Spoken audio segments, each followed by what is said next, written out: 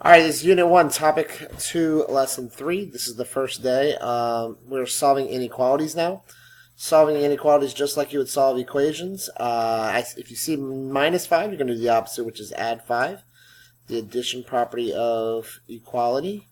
And that's going to leave you with x is less than 40. Don't forget to keep the sign the same unless you're multiplying and dividing both sides by a negative. That's the only time you're going to flip the sign. Don't write an equal sign because it's not an equation. Alright, this one's a two-step inequality, so you're going to add 4 to both sides. And that's going to leave you with 2x is less than or equal to 14. Divide both sides by 2, division property of equality, and the answer is x is less than or equal to 7. Alright, so once again, two properties there, two-step equation, addition property equality, and division property equality. Alright, so this lesson is called Taking Sides, and it gets you started on inequalities and talking about inequalities, what makes them different than an equation.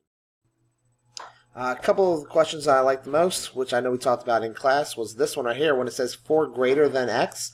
This is 4 greater than x, whereas this is 4 is greater than x. So it does make a difference when you say the word is and throwing that into the problem.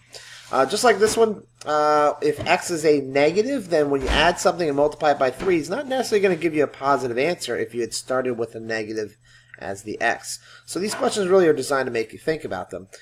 This question here is designed to make you think about the fact that you need to flip the sign. If you're going to reverse, if you have x is greater than 2 and you want to flip it, you have to flip the sign as well. So it'd have to be 2 is less than x.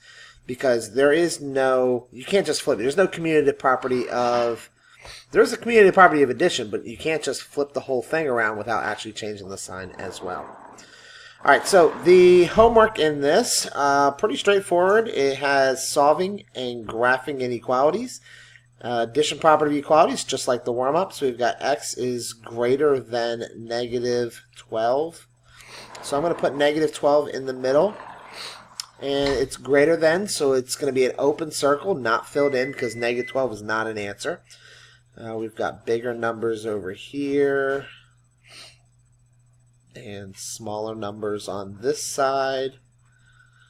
Alright, and then I'm going to point the arrow to the right. Alright, so question 4, although I mislabeled it apparently. Subtract 11 from both sides. And you've got x is greater than 2. So put 2 in the middle. 3, 4. There's the bigger numbers. There's the smaller numbers.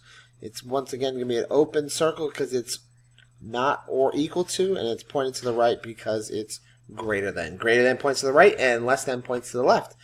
All right. So that concludes everything. Let me know if you need any help.